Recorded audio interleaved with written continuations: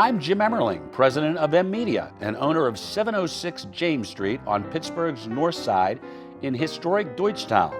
I've invited Anita Rock, the daughter of previous owner Jim Rock, to talk a little bit about the history of this beautiful north side landmark.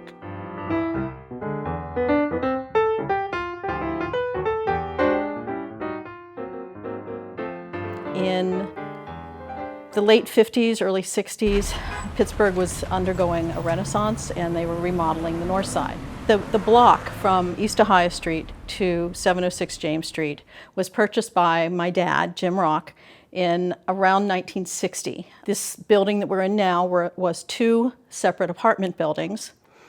And what Dad did was keep half of it as an apartment building, and the other half became warehouse storage for the paint store, which was on the corner of East Ohio Street. It remained the warehouse and the apartment buildings until the late 1980s.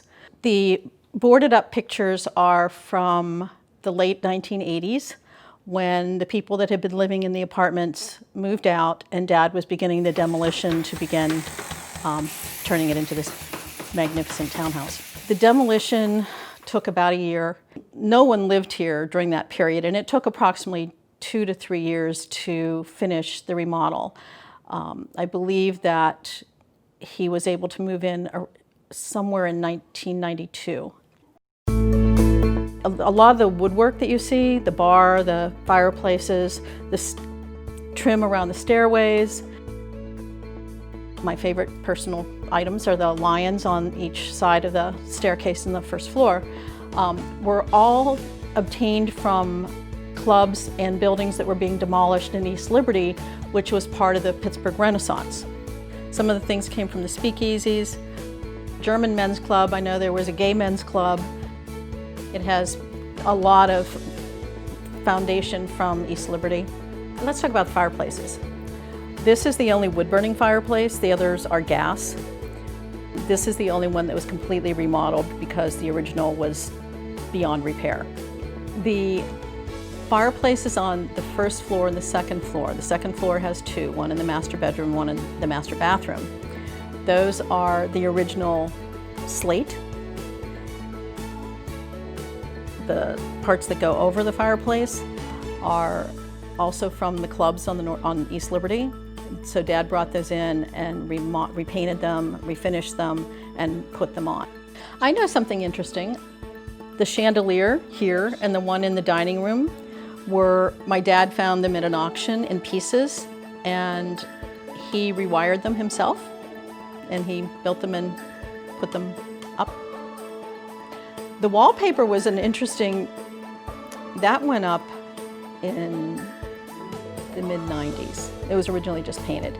It's a plaster on paper mold. It's been molded, and it came in sheets. It didn't come rolled. It was in big sheets, and the paper is attached to the wall, and then it was painted, and then it was wiped off, and then a finish was put on it.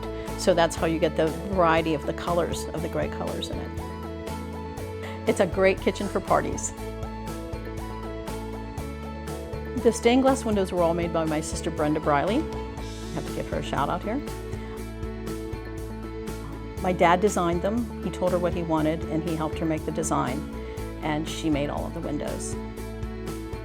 Pocket doors, I love those things. The design for the pocket door was because my grandmother loved red roses, and the pocket doors for the bathroom for the master bedroom have narrow red roses on them. And there were pockets for the doors originally. Those were not added. So those were actually original. Well, you know, it was not an inexpensive house to remodel. And my personal opinion is Dad cut costs where he could. The essentials were good. He had really good foundation. And then when he started running out of money, he just did what he could. And he was completely and totally dedicated to the north side and to making it a better place. So I'm really happy to see what Jim is doing here and what's going on here and making it, this was my dad's vision, to see it become a vibrant community again. I always knew this was a special place and had a great spiritual connection with the previous owner. but I didn't know how much Pittsburgh history Jim saved and worked into this house. It truly is many stories from all over Pittsburgh, a true Pittsburgh Renaissance building.